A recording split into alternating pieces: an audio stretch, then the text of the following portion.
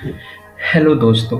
तो आज मैं आपको बताऊंगा बीपीएससी एग्ज़ाम से रिलेटेड जितनी भी जानकारियां हैं कि एग्ज़ाम्स का पैटर्न क्या है और नया पैटर्न क्या है। एग्ज़ाम्स के जो जो अलग-अलग टाइप्स हैं, प्रीलिम्स, मेंस और इंटरव्यू, इसका सिलेबस क्या है, कितने मार्क्स से क्वेश्चन पूछे जाते हैं और कैसे क्वेश्चन पूछे जाते हैं। तो सबसे पहले मैं स्टार्ट करता हूँ। ये जो पर्पस क्या है हमारे ये वीडियो बनाने का, तो पर्पस बहुत ही सिंपल है कि मैं उन स्टूडेंट्स की हेल्प करना चाहता हूँ जो कोचिंग अफोर्ड नहीं कर पाते। बिहार में ऐसे भी बहुत सारे ज़िले हैं जहाँ की आपको कोचिंग की अवेलेबिलिटी नहीं मिलेगी। अगर आप पटना में भी आते हो तो वहाँ भी अच्छी कोचिंग नहीं है बीपीएससी से रिलेटेड। अगर आप दिल्ली की तैयारी करना चाहते हो तो वहाँ भी कोई स्पेसिफिक बीपीएससी से रिलेटेड तैयारी करवाने के लिए कोई भी कोचिंग नहीं है। तो अब क्या है कि नीट का पेनिट्रेशन हर जगह बहुत ही बढ़ गया है और कहीं से भी बहुत ही आसानी से आप इस तरह की वीडियो को एक्सेस कर सकते हो। दूसरी बात कि ये आपको कैसे हेल्प करेगी। दोस्तों, आपने देखा होगा कि आपको इंटरनेट पे भी अगर आप गूगल पे बीपीएससी सर्च करो तो आपको बहुत सारे मटेरियल नहीं मिलते हैं बीपीएससी एग्जाम से रिलेटेड, और मार्केट में भी नहीं मिलते हैं बहुत सारे बुक्स। वो भी ऐसी प्रॉपर वेबसाइट या वीडियो लेक्चर सीरीज भी नहीं है यूट्यूब पे। तो बहुत सारे लोगों को ये सोचने लगता है कि कहाँ से तैयारी करें, कैसे रहते हैं, मतलब कन्फ्यूज हो जाते हैं एक तरह से। तो हम लोग आपको पूरा का पूरा जो सिलेबस है उसकी डिटेल से एनालिसिस करने जा रहे हैं। प्रीवियस ईयर क्वेश्चंस का डिटेल्स एनालिसिस करने जा रहे हैं और ये फ्री ऑफ कॉस्ट है। फिर आप अगर आते हैं कि आने वाले वीडियोस में मैं आपको बता रहा हूँ कि प्रीलिम्स, मेंस और प्रीवियस ईयर क्वेश्चंस के जो कंप्लीट एनालिसिस होंगे हम लोग आपको प्रोवाइड करेंगे। ये सोर्स ऑफ सेल्फ स्टडी कहाँ से पढ़ना है ये भी आपको बताएंगे। और आगे चलकर हम लोग ये जो ऑप्शनल है पॉलिटिकल साइंस, जियोग्राफी और पब्लिक एडमिनिस्ट्रेशन, इनसे रिलेटेड जितनी भी जानकारी हम लोग आपको दे सकते हैं देंगे। अब नया पैटर्न जो आया है बीपीएससी का, ये क्या है पैटर्न? तो वही है कि प्रीलिम्स, मेंस और इंटरव्यू तीन एग्जाम होंगे फिर से। प्रीलिम्स में कोई खास चेंज नहीं किया गया है, तो कोई भी चेंज नहीं किया गया है। अगर आप देखो तो इसमें जो पहले भी 150 क्वेश्चन रहते थे, अब भी 150 क्वेश्चन ही हैं। जो सारे क्वेश्चन रहते हैं 1 मार्क्स के रहते हैं, कोई भी नेगेटिव मार्किंग नहीं रहती है, और इसका मिनिमम क्वालिफाइंग मार्क है 40% ऑफ द टोटल मार्क्स। तो 150 का जो 40% होगा लगभग 60-70 नंबर ये आपको लाना है, क्वालिफाई करना है। अब इन प्रीलिम्स का सिलेबस क्या है? तो प्रीलिम्स का सिलेबस थोड़ा सा डाइवर्स है, आपको सारे सब्जेक्ट लगभग पढ़ने पड़ते हैं। सबसे पहला टॉपिक अगर उठाओ आप तो जनरल साइंस। तो जनरल साइंस में आपको बहुत ही छोटे छोटे कॉन्सेप्ट पूछे जाते हैं। अगर आप एनसीईआरटी 6 क्लास से लेकर क्लास 10 तक अगर आप पढ़ सकते हो और अगर पढ़ लोगे तो सारे क्वेश्चन आराम से सॉल्व हो जाएंगे। बहुत ही सिंपल बायोलॉजी क्वेश्चन थोड़े ज़्यादा रहते हैं। अगर आप बुकसेंट के भी अगर आप एक ही बुक अगर आप पूरा का पूरा जनरल साइंस का पढ़ लोगे तो आपको सारे क्वेश्चन सॉल्व हो सकते हैं। दूसरा टॉपिक है national and international current affair. तो इसमें आपको थोड़ा सा पेपर वगैरह पढ़ना पड़ेगा, तो कोई भी नहीं कि आप जैसे कंप्यूटर करके अगर आप पढ़ते हो तो आराम से आप इससे क्वेश्चन सॉल्व कर लोगे। और जो मेन मेन इवेंट्स होते हैं, डेट्स होते हैं, प्लेसेस जहाँ से रिलेटेड होता है वो इवेंट को पूछे जाते हैं। थर्ड टॉपिक है Indian history and the characteristics of Bihar history. Indian history आपका जो तीन पार्ट है, एंशिएंट हिस्ट्री, मॉडर्न हिस्ट्री और मेडिएवल हिस्ट्री।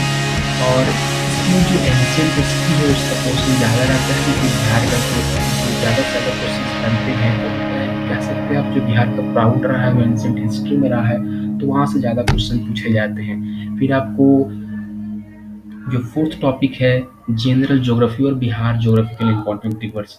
तो कुछ ज्योग्राफी के बहुत ही आसान कॉन्सेप्ट आपको एनसीईआरटी अगर क्लास 6 to 10 पढ़ लोगे तो सारे क्वेश्चंस हो जाएंगे आपको।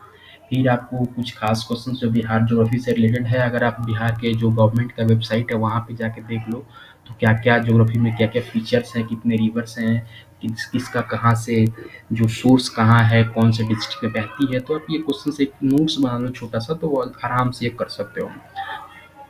जो फिफ्थ टॉपिक है इंडियन पॉलिटी और इंडियन इकोनॉमी, ये भी बहुत आसान क्वेश्चन पूछे जाते हैं। इसमें आप एनसीईआरटी पढ़ोगे तो सारा का सारा हो जाएगा। फिर है change in Bihar economy after independence. ये आपको इसके लिए आपको इकोनॉमिक सर्वे ऑफ बिहार पढ़ना पड़ेगा, जो हर साल फरवरी मार्च में आती है। अगर आप ये पढ़ दोगे इकोनॉमिक सर्वे, जो मेन पॉइंट है खासकर उसका जो इंट्रोडक्शन टॉपिक है वो पढ़ लोगे तो आपको जितने भी फैक्चुअल क्वेश्चन पूछे जाते हैं डायरेक्ट उससे उससे बहुत सारे क्वेश्चन भी पूछे जाते हैं, तो आराम से आप कर सकते हो।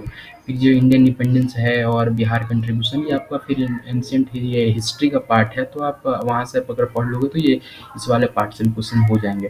फिर ये लास्ट टॉपिक, उसमें मैथमेटिक्स के क्वेश्चन रहते हैं, 10 से 12 या 15 क्वेश्चन रहेंगे मैथमेटिक्स के, आपको सॉल्व करने होते हैं। और मेनली 10th तक के ही कॉन्सेप्ट पूछ जाते हैं, बट थोड़े बहुत आगे 11th 12th के भी आपको जानना पड़ेगा, तो तभी ये क्वेश्चन सॉल्व हो पाते हैं। जैसे कैलकुलस, ट्रिग्नोमेट्री थोड़े अच्छे लेवल के रहते हैं, मतलब 10th से आगे थोड़े कह सकते हैं।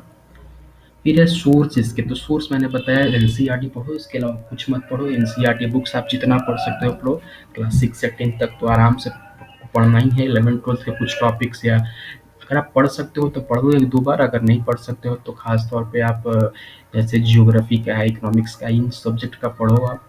फिर है economic survey of Bihar. Economic survey of Bihar आपको जो इंट्रोडक्शन पार्ट है वो पूरा पढ़ना पड़ेगा।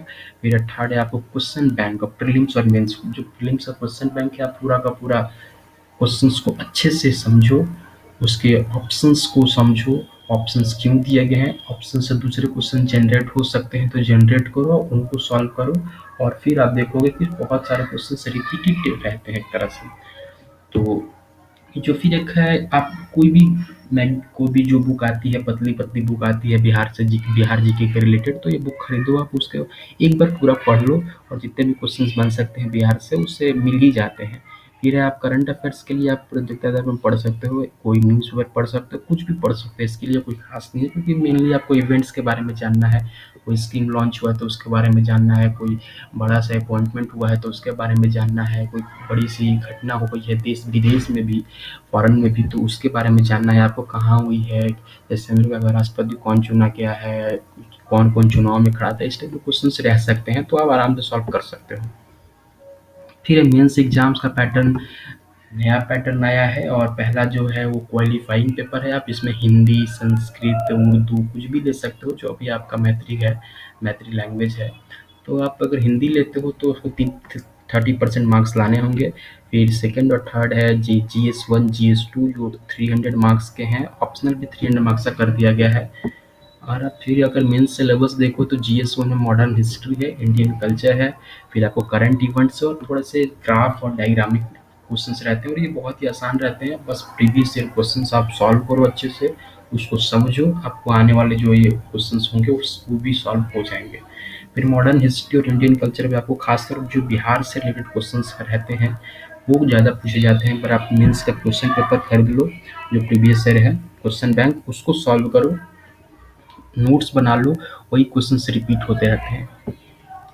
फिर है आपको GS2 में पॉलिटिक का है पार्ट, इकोनॉमी का पार्ट है, ज्योग्राफी का पार्ट है, और साइंस एंड टेक का पार्ट है। तो आप कोई भी किताब एनसीईआरटी पढ़ो, इसके अलावा मैं तो कहूँगा अगर आप खरीद सकते हो लक्ष्मीकांत, रमेश सिंह वगैरह, और GC लियोंग पढ़ सकते हो तो पढ़ो, अगर आप नहीं पढ़ सकते हो तो कोई बात नहीं, एनसीईआरटी पढ़ो, वही काफ़ी है। प्रीवियस ईयर क्वेश्चंस करो, वो काफ़ी है, इसके अलावा आपको ज़्यादा कुछ पूछा ही नहीं जाता।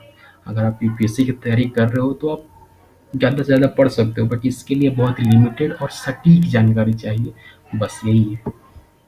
फिर आपको सोर्स मैंने दिया हुआ है यहाँ पे, सोर्स स्पेक्ट्रम, आप ये एक तरह से आप पढ़ सकते हो तो पढ़ो, नहीं तो सबसे प्राइमरी सोर्स आपका एनसीईआरटी, उसको कंप्लीट कर लो, वो कंप्लीट होता है तो ये सब पढ़ो।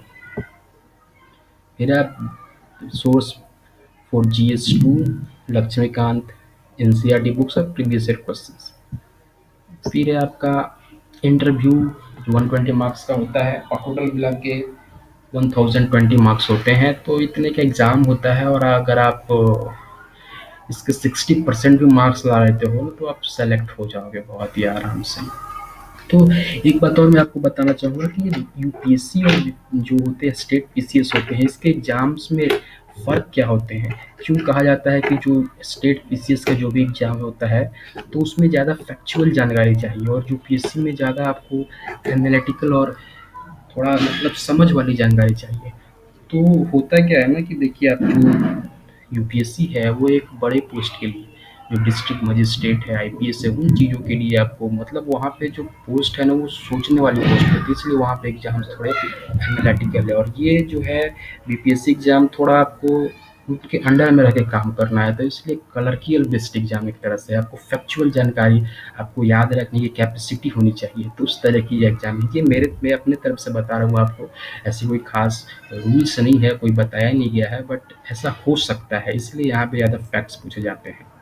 Thank you.